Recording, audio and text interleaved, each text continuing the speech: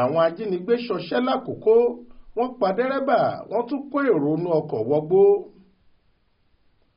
Ọ̀rọ̀ àwọn ajínigbé tó ń ṣòro bí agbọ́n nípínlẹ̀ Ondo ti wá di egbìnrìn ọ̀tẹ̀ tó jẹ́ pé bí wọ́n ti ń pa ọ̀kan ni òmíì tún rú pẹ̀lú bí wọ́n ṣe tún jí ọ̀pọ̀lọpọ̀ àwọn èrò ọkọ̀ kan gbé lágbègbè Àkókó lọ́jọ́ Ẹtì Friday ọjọ́ 9 oṣù kejì ọdún 2024 yìí lẹ́yìn tí wọ́n yìnbọn pa awakọ̀ bọ́ọ̀sì ọ̀hún. Aláròyé fìdí ẹ̀ múlẹ̀ látẹnu àgbà ìlú kan Alhaji Ibrahim Kilani, ẹni tó fìlú ààfin Àkókó ṣebùgbé, pé ìṣẹ̀lẹ̀ ọ̀hún wáyé lọ́jọ́ náà láàrin Akùnù sí Ìyẹ̀rẹ̀ Àkókó níjọba ìbílẹ̀ Àríwá Ìlà Oòrùn Àkókó. Àwọn agbébọn náà ló ní wọ́n yìnbọn pa awakọ̀ bọ́ọ̀sì èrò GUC ọ̀hún lásìkò tí wọ́n ń hùwà ibi náà. Lẹ́yìn náà ni wọ́n fipá kó gbogbo àwọn èrò yòókù wọnú igbó lọ. Ọmọdébìnrin kan ló ní àwọn èèyàn bá nínú ọkọ̀ náà níbi tó ti ń kígbe lẹ́yìn tí wọ́n ti jí àwọn òbí rẹ̀ gbé sá lọ.